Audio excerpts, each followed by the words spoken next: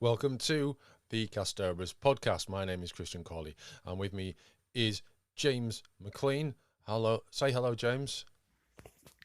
Oh, if you just want my voice, my voice was better a couple of days ago, where it was literally an octave lower, which was just meant I could sing along to songs in the car with a deep, sexy voice. It was really cool. Well, the old mixing desk, I could have just turned us both into sort of very low, sort of Barry White sort of voices, but I can't do that with this, unfortunately. It's the only regret I have of upgrading, really. So we're here to have a little bit of a chat, and it's probably going to evolve into a sort of a Doctor Who direction eventually. It better had, because I've named the podcast very specifically, which you will know by now, dear listener. But it was inspired by the news and the accompanying video of Wrexham City. Is it Wrexham City or Wrexham FC? Owner Ryan Reynolds, co-owner Ryan Reynolds, and Hugh Jackman, and the unveiling. Unveiling is not the right word, is it? The revelation. Maybe it's unveiling. Maybe it is. Or the revelation. It was a bit unveiling, wasn't it? Yeah, it was a bit, I suppose. And also a bit revelatory as well, because, Hugh Jackman said he's not going to play Wolverine again. That ship has sailed or something, he said. And he's back playing Wolverine in the MCU, which is really, really, I think it's really exciting. Not just that, Deadpool 3 is kind of exciting, but I've only watched all the Deadpool movies once. Actually, no, I've only watched Deadpool once. I haven't seen Deadpool 2 yet, because I don't have a reason for that. It just hasn't happened. But I've been saying for a long time, and James may recall me saying this more than once, that recasting Wolverine is very difficult because Hugh Jackman's portrayal is, I don't think I said definitive or so definitive or anything like that, but pretty much, they haven't recast him for the MCU, basically. They brought in Deadpool and Wolverine from is this the Fox branch of Marvel? Well, yeah. I think gotta be careful. I still think they're going to recast, Do but you? I think I think But they'll are they going to definitely recast. but are they going to recast Logan? That's the question. I don't I think think they they are. probably will. Well, this is something we can talk about, but I Yeah. think yeah, Okay.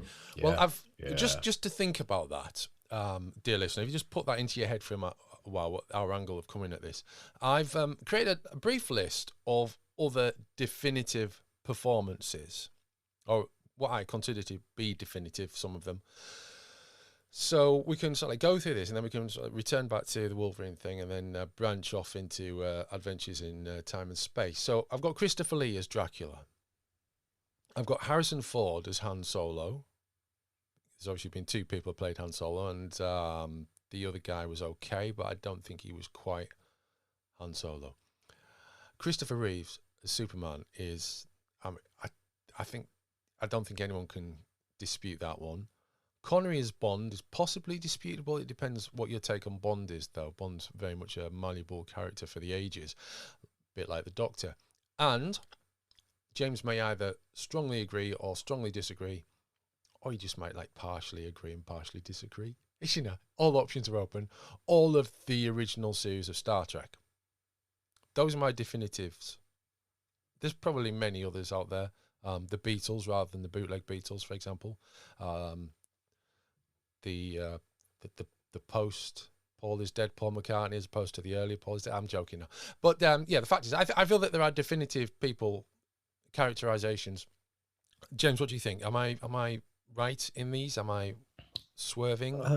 I think it's nice that we've gone with, because we could have obviously gone with the old classic Hartnell quote of the original line or was it Oh yes, yes. Hartnell quote, isn't it? The original, you might say. Yeah. And I think there is a distinction, because you can be the definitive without being the original.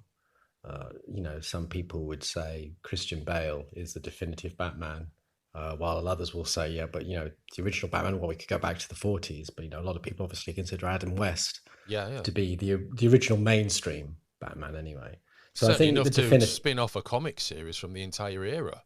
Well, that's not hard these days, but True, but yeah, yeah. it was a little bit unusual at the time. But no, now you point it out that these days, no, it's not that different. No. But yeah, no, I think it's always an interesting question. I think often what is considered culturally the original often tends to be the definitive, but again, this isn't always the case, and that's one of the things with anything that has multiple, I suppose, adaptions.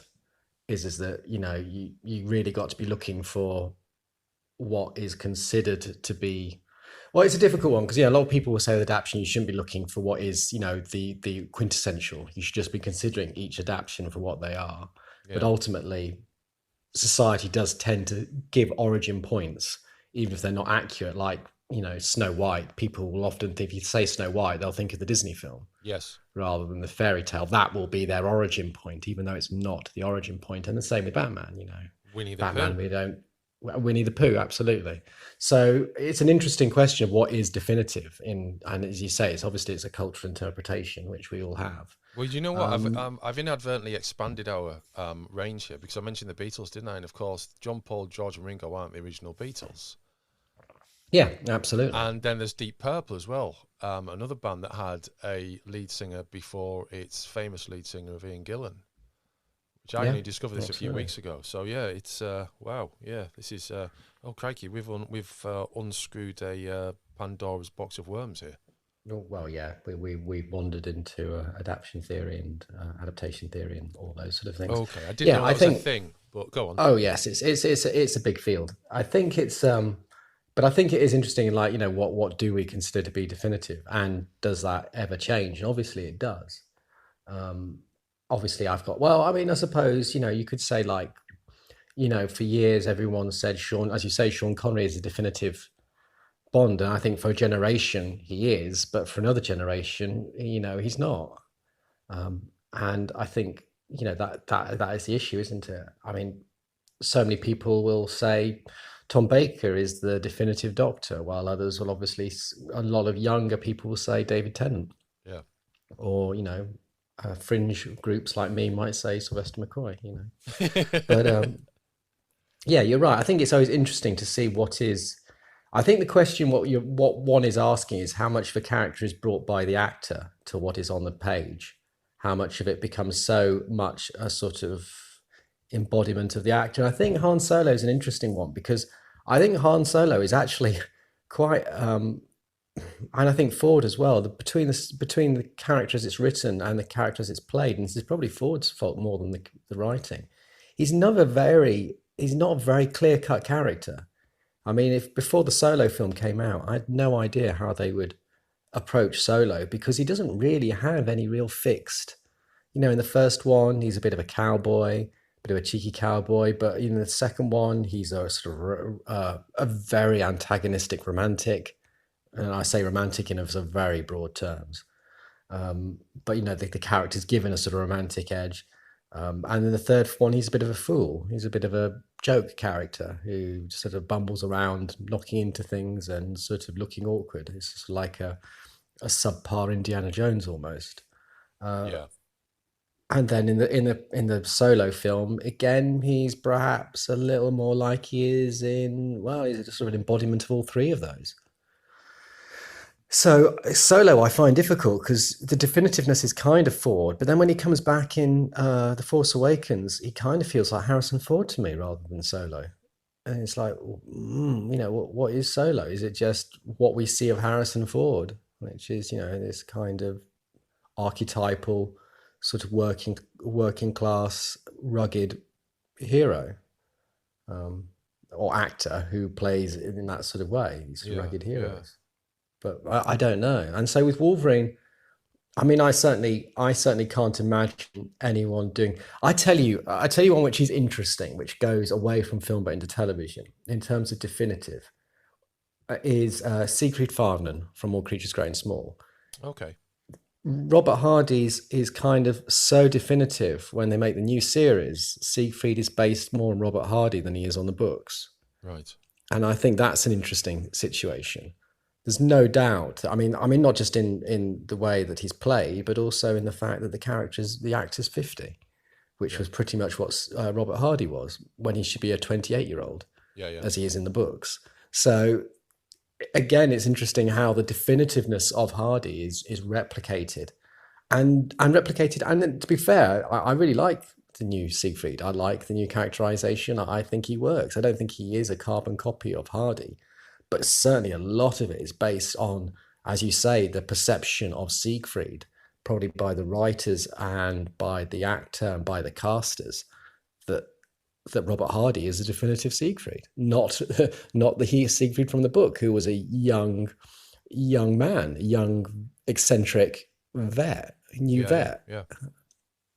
Yeah, it's strange, isn't it? How I mean, it's not unique to this either, because you know, over the years have been stage portrayals that have been borrowed from previous stage portrayals, usually in Shakespeare, not limited to Shakespeare. The Robert Hardy thing. I mean, Samuel West seems to be. He seems to be more. I know we're getting off the point here entirely, but I find he's more defined as an actor these days as he was maybe 20 years, 30 years ago when he was a younger actor. As he's aged, he's got a lot better to me, or more compelling, perhaps is the word I'm looking for.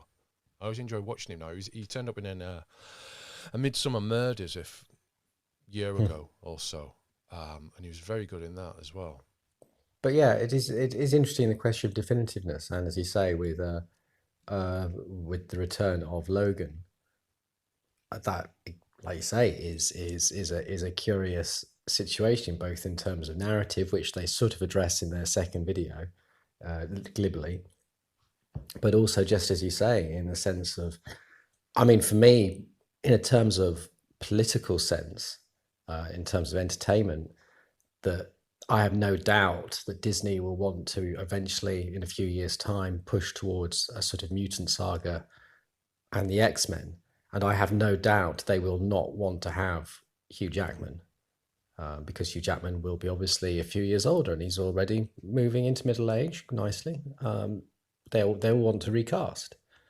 So again, that's kind of interesting, is into sort of the sort of acceptance of having Hugh Jackman come back after they have got the rights back to X-Men from Fox. So it is their property to do as they wish. So they do not need to have Hugh Jackman back, who is associated to the older franchise, which to some degree they will want to distance from to create their new product, their new franchise product.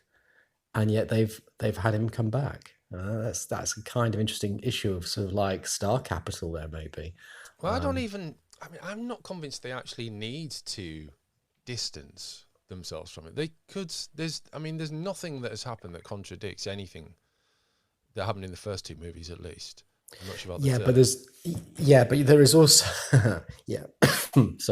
but there's also the fact that I'm talking more about distance it from a franchise which is not certainly in the last 15 years done horrendously well in the box office.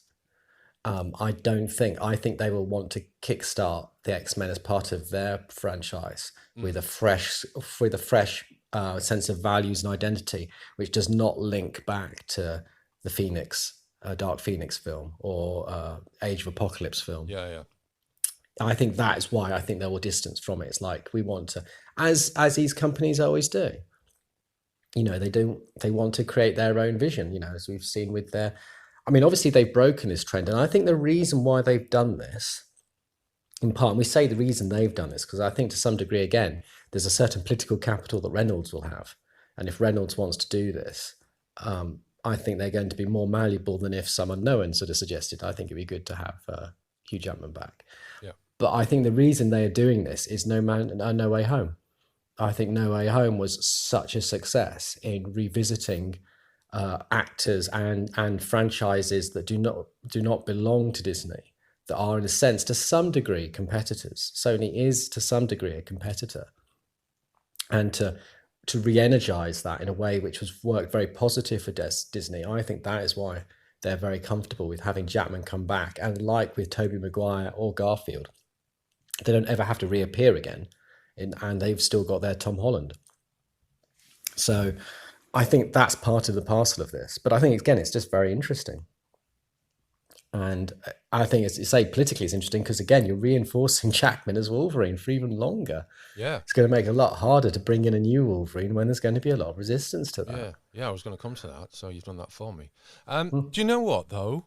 Because we've accidentally stumbled here across a mirror. Obviously we're talking about the definitive thing, and we mentioned Tom Baker, or maybe William Hartnell, or maybe David Tennant, or whatever, whoever you think it might be, Jon Pertwee, whomever. But coming back to David Tennant, we have David Tennant coming back to Doctor Who is a complete surprise, and then from our angle of this being recorded in late September 2022, at this point, it looks like a strange thing to do when you have also cast the new Doctor, doesn't it? Yeah. And you've got Tennant casting at Shadow. I think in the end, I think it's about looking at how there is a shift, I suspect, and there could be something good to be written on this, actually. There's something in how I wonder whether the show is moving away from the notion of it being a sort of centrally character run. Because I mean, the show is called Doctor Who, which obviously responds to the central character, the Doctor. And the focus of the show and its direction in terms of narrative and in terms of production has always been around that character. You know, it's about who is the next Doctor Who. Oh, it's going to be David Tennant, Peter Capaldi. And I wonder whether it's a move away to Doctor Who being about more of a universe, in the sense that there's now so many Doctors. Why hinder your ability to tell stories by being stuck on this singular rail that is dictated by this one Doctor? Why not let it be not an ensemble, but far more open to the fact that it's not like almost like a Coronation Street. You know, you can say who you think the main characters are, but there are always other characters on the street. So if you've got a whole load of Doctors, why make the show so much about one central actor or actress, or let's just call them actor, when you've got all these other threads to pull on? And that doesn't take away from that lead actor. So I wonder whether there's a sort of shift in how the show considers the importance, or how much the show pivots around one actor, and about saying, well, yeah, it'll still be about that one actor, but we can bring all these other, because it's Doctor Who. They're not the Doctor, because David Tennant's the Doctor as well, and Peter Capaldi's the Doctor as well, and Paul McGann is the Doctor as well. So why should it be so associated with one singular current actor? And, you know, does that limit us to be able to just play with this? And I think that's what this is. I think it's about playing with that and going, yeah, this is the age we're now in. This is the age where audiences are wanting that, and to a point where they're expecting that. And if they don't get it, sometimes they're kind of disappointed. Sony and your vampire film, you know, that was one of your bad luck, is you came off the back of No Way Home. And everyone was like, we love this. We want to see Andrew Garfield again. Oh, a film which would technically be set in Andrew Garfield's universe or Tobey Maguire's, but neither of them are there. That's interesting. And that's the problem. Yeah, I'd never really considered that particular aspect of either of those things you just referred to. I wonder then, I mean, I'm not, there is obviously a kind of an audience for what you've just described, but I don't know, I'm not 100% convinced, I've got to admit. An audience for what? For a world where there's lots of Doctor Who's, basically. I don't think it's a world where, like I said, I don't think it's going to be something where it's done all the time, but I think it's something where it will open up more to being done. Like I think I've said before, and again, this is just pure speculation. I think, as Davis has said, he's quite comfortable with the Timeless Child. He likes that. I think that, as I've said before, that will open up to Nth Doctors, that he can do a single show based, you know, as I say, with Hugh Jackman as the Doctor, with a police box, and it can just sit anywhere in that timeline. It doesn't matter, and you just have your own single, you know, event spectacle thing that doesn't get in the way of Nchuti, whoever's playing the Doctor, and it will exist. And I think that's kind of where they want to be, and it kind of makes sense because of Big Finish, as well as the main show. These Doctors are all concurrent.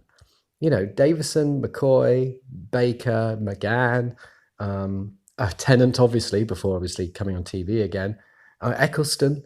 You know, they're all still current. They're still Doctor Who, and it kind of makes although he's passed away, but there's still new ones coming out that he's recorded. Yeah, absolutely. So, and I'm sure eventually Smith will dip his toe back in the pool, and I'm sure eventually Capaldi will, and I'm sure Jodie will too. So there is a common sense in perhaps opening it out, and I think it'd just be interesting to see how they do it, as you say, because it is unusual, and there is that kind of weird thing going, well, but Nchuti is the Doctor now. But then it's like, well, maybe this is the time for that to change, especially when you've got so many people who have, as you say, their definitive Doctor.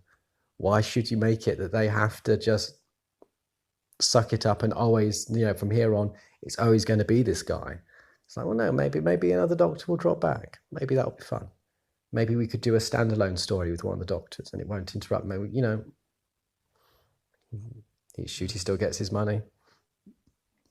I don't know. But it's interesting, and I think it all comes down to, say, what is definitive, and Tennant to a lot of people is as definitive as any current Doctor. Yeah. But then, as you say, Doctor Who's been doing that longer than most shows, acknowledging the definitiveness of Jon Pertwee, William Hartnell, and Patrick Troughton.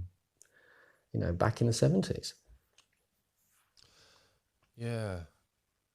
I wonder then,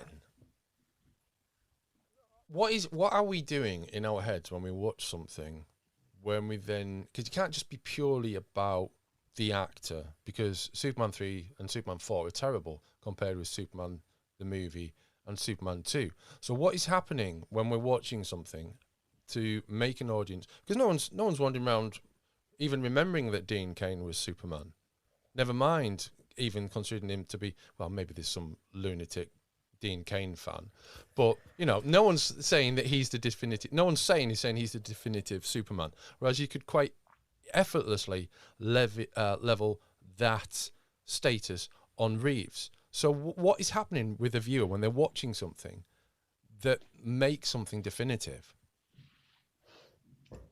Well, I suppose it's the same with Han Solo being the definitive Solo, despite the fact that Force Awakens wasn't great. Return of the Jedi, let's face it, was not brilliant either. You pick and choose to a degree what you are thinking about when you think about definitive. Okay. I guess that's really, to me, Christopher Reeve was not the definitive Superman. He was a definitive Clark Kent. It's an absolutely fair point. I know exactly what you mean. And I'm not disputing. I know you probably feel that as well.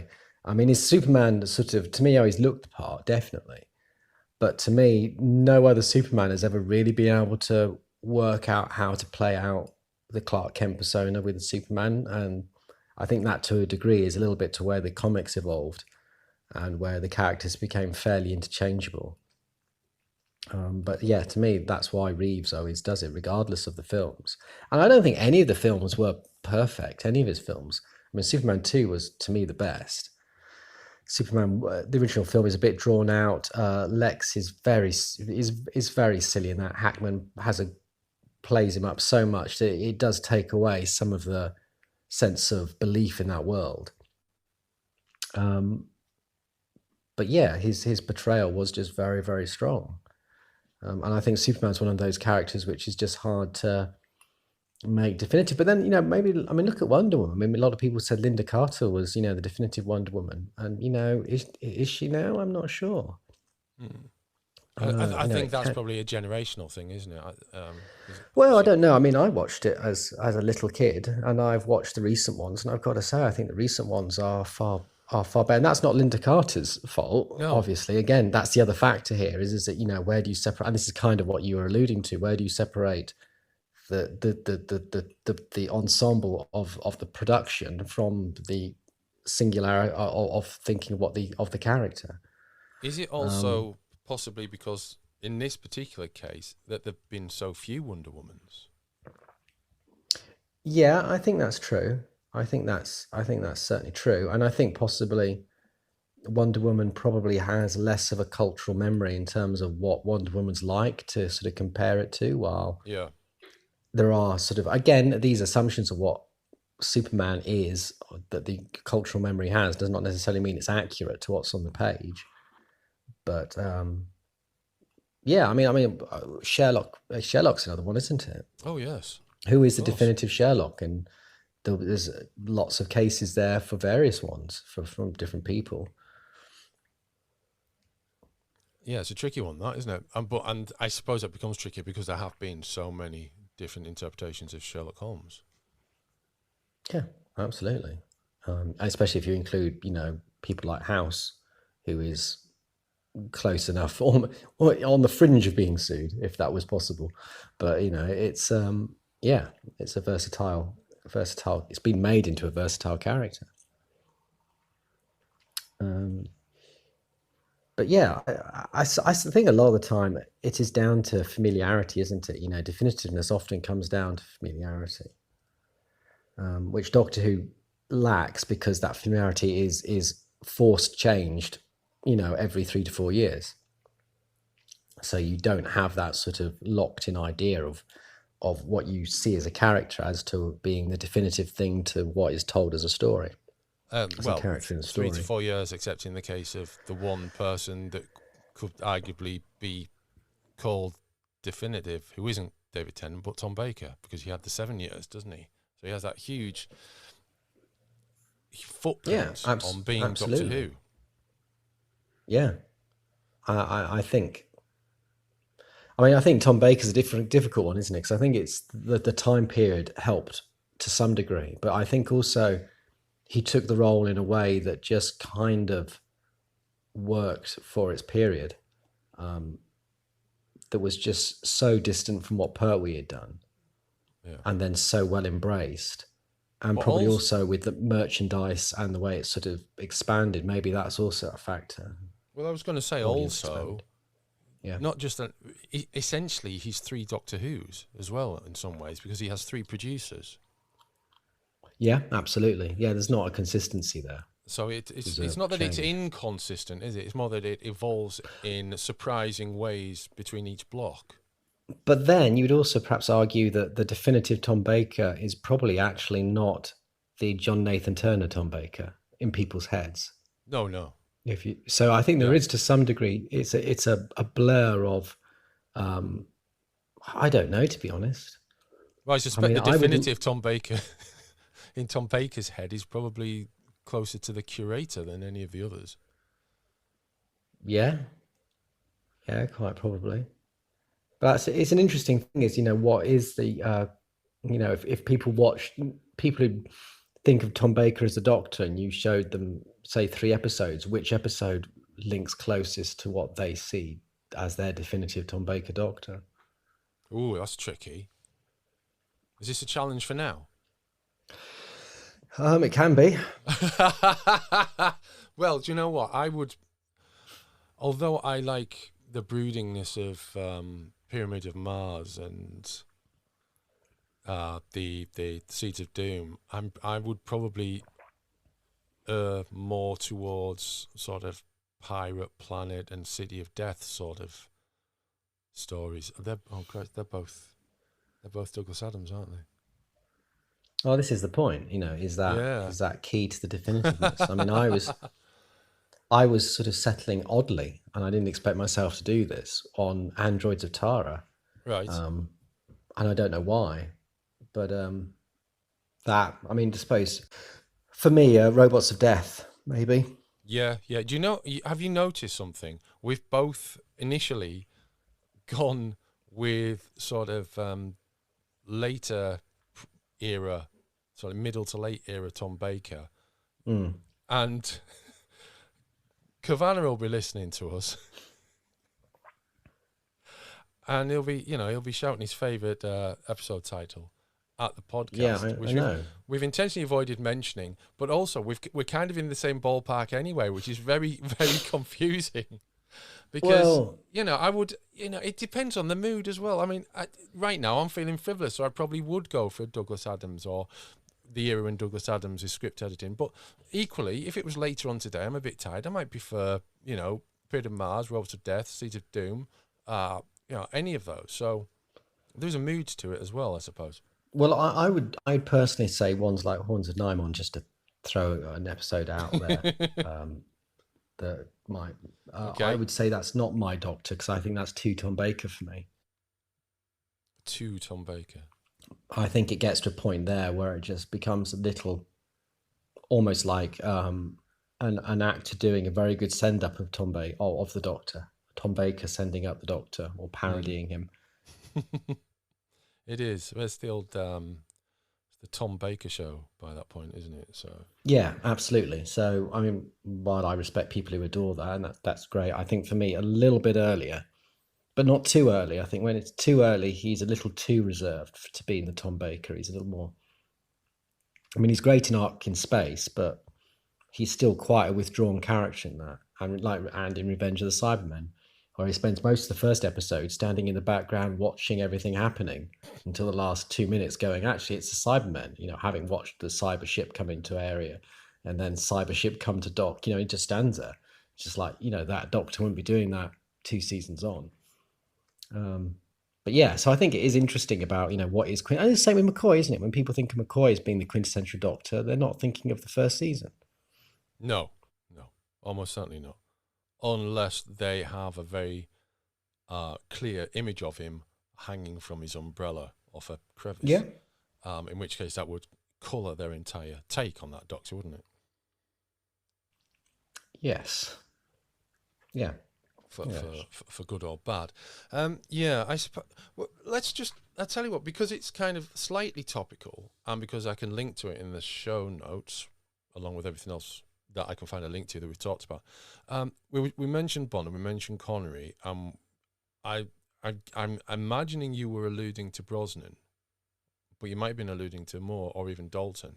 But the reason I mention this is Pierce Brosnan was interviewed in GQ magazine recently, and there's a video of it in which he sits there like this, very because he is a very sort of cultured actor, describing all of his favourite style, fashion possessions, his sunglasses and his watch. And I probably turned it off after that because I was feeling a little bit unwell by the whole thing. But you know, he is, in many ways, Bond. And with recent news, I can link to Gaming Retro, cool, concerning the old GoldenEye 007 game on the Nintendo 64, which is being re-released for the Nintendo Switch and on Xbox Live sometime later this year. He's kind of Bond again in some ways, which is that in itself is quite an unusual thing, because, you know, you wouldn't get, I don't think you would. I mean, there's obviously a re-release aspect to this, and I don't imagine Harrison Ford has voiced Han Solo in anything outside of Star Wars. I'm not sure about Hugh Jackman with this Wolverine games. Tom Baker's voice has appeared in Doctor Who games, but that takes things into a completely new dimension, doesn't it? Because you're getting like this portrayal that shaped a key genre in the video gaming industry, then being re-released in a kind of semi-free sort of subscription sort of a way on current game consoles. And that sort of brings the whole Brosnan Bond back at a very good point when there isn't actually a Bond to go at the cinema and watch anymore.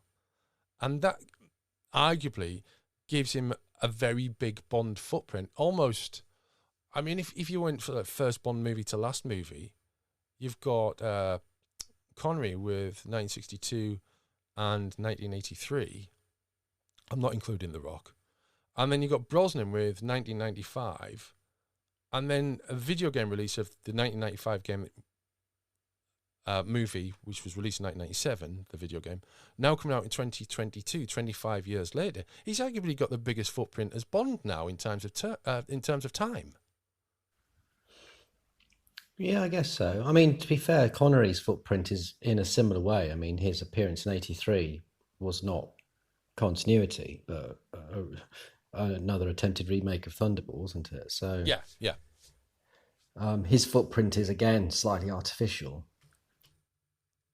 It's a strange. I mean, maybe footprint is the right way of looking at it, but I think footprint's kind of interesting. Yeah, it is, because it affects our cultural interpretation, our entire discussion and our interpretation, our views and our feelings about these things, doesn't it? Because then it comes back and it's there, and you refer back to it, and that's who it is. And then all of a sudden you've got this video game, and you know, I mean, I wouldn't imagine the majority of people that listening to this podcast, or both of them, have played GoldenEye. Or if they have, it was very fleetingly, maybe walking past it in a branch of Dixon's or whatever back in the day, or Rumbelows or wherever. But it remains a hugely influential game and sold a lot of copies in those days. It's hugely influential. It's still referred to now in terms of even as a yardstick for Bond games, which haven't been great.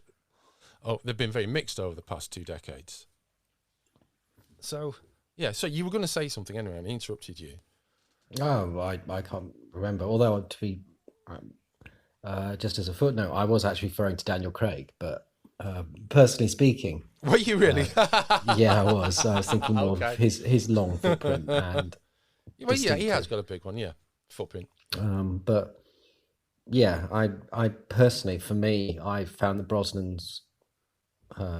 Sounds like a family. The Brosnans were more engaging to me into what I saw Bond was than Daniel the Craig. It was.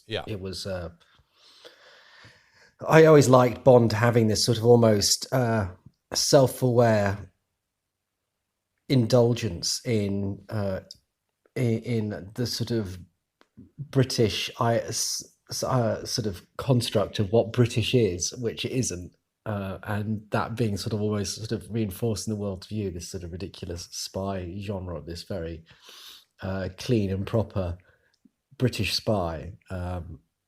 There was just something that the Brosnan brought to that, which felt very much of the flow, which Craig kind of resisted. And that's not to say I didn't enjoy Craig's. I think some of his work was really interesting.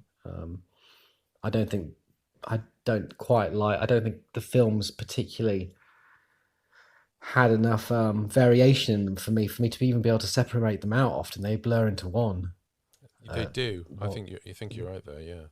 While Brosnan's to me are very distinctive and not all brilliant in themselves, but yeah, again to me, he was very much a definitive Bond for me. But like you say, that's I still like Connery stuff. I think Connery stuff's great. Nothing against Connery.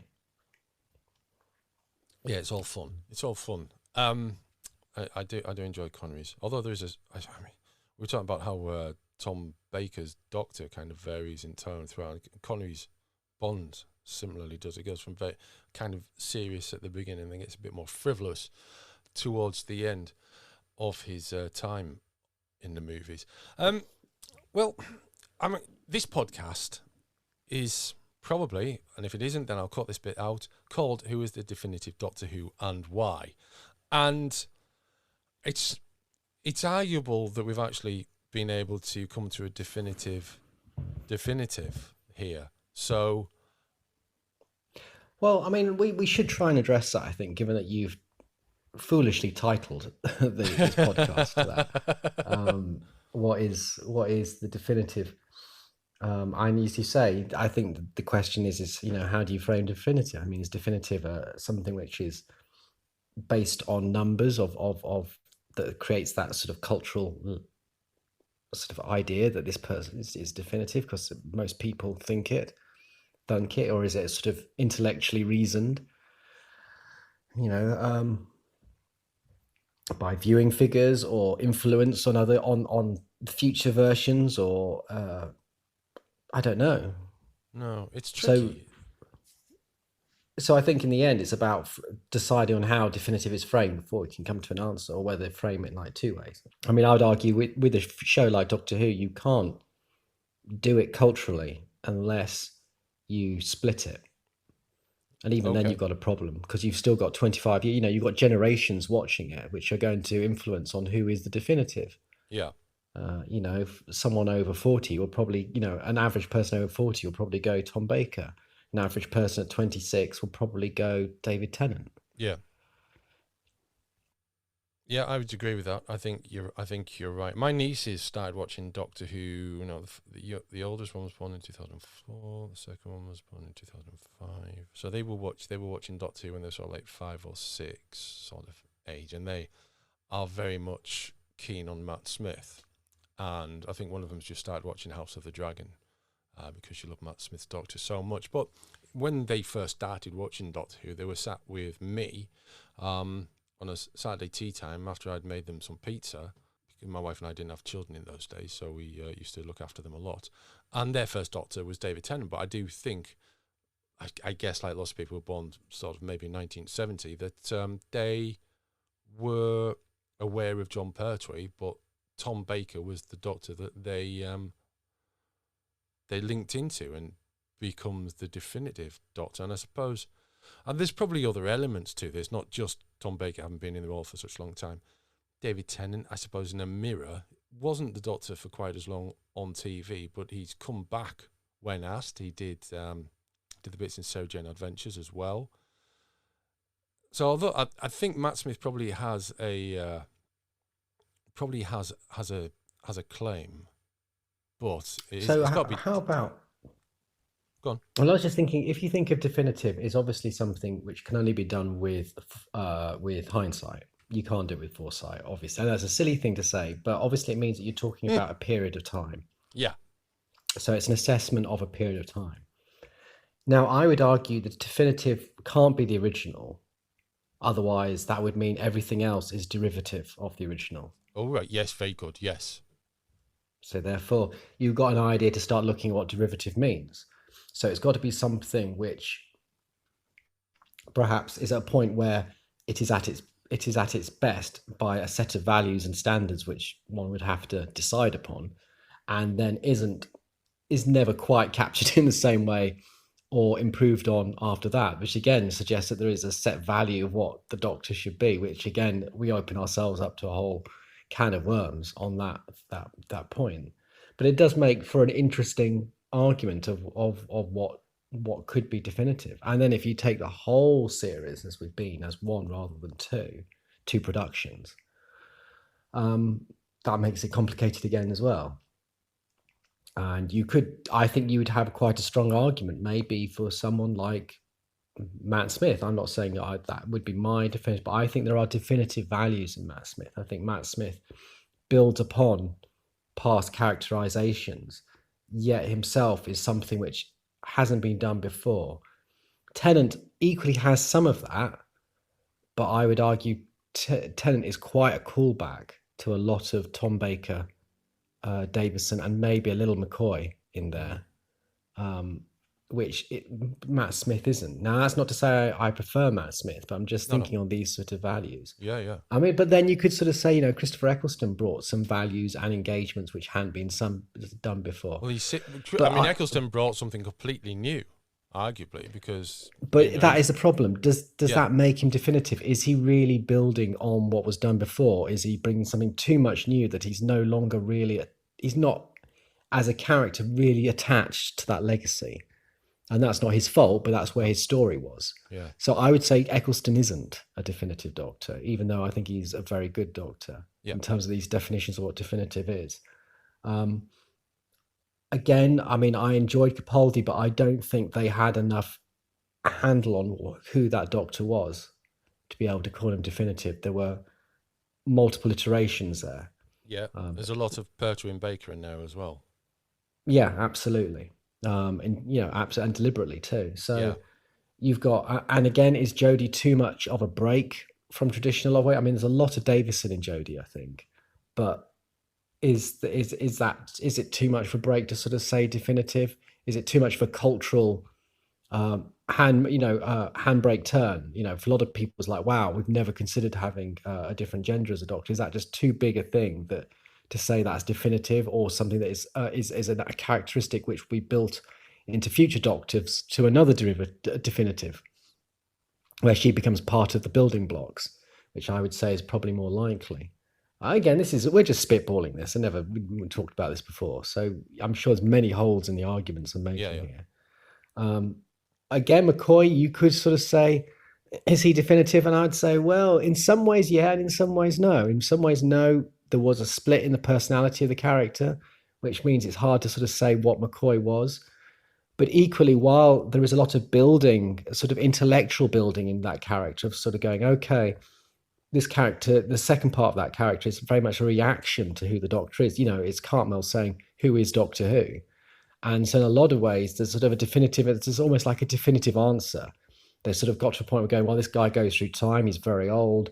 He knows a lot. He knows all these baddies. He's very smart. He's going to get to a point where he can manipulate things. He He can become controller of all those aspects because we've seen him do all these things in the past. So he almost becomes, at that point, an answer to all those previous iterations, that have basically led to this idea of McCoy, who is a bit of Troughton. There's little bit of Baker in there. Sometimes a little bit of Hartnell, but his whole position is reactive. So I wouldn't say he's definitive. He's almost like an answer. And we are kind of doing Mr. Troughton a disservice as well by not actually mentioning him at this point, but a lot of Troughton. Yeah. Well, I mean, again, Troughton, I would say, is like Hartnell, is one of the building blocks. He's vital to the growth of the character. Absolutely vital. You look at him, you look at Davison, you look at McCoy, you look at Tennant, you look at Smith, and to some degree, even Baker, are all answers, are predominantly answers to Troughton, because Troughton is the real first eccentric. Jon Pertwee's eccentricity is there, but it's very much in a sort of almost Bondian Avengers sort of a Steed sort of way. Yeah. But yeah, they all speak to Troughton, so he's one of the building blocks. But I don't think that makes him definitive. Okay. Because I don't think it goes downhill after him. I think they build on that success. So, are we then saying that Tom Baker is the definitive Doctor Who?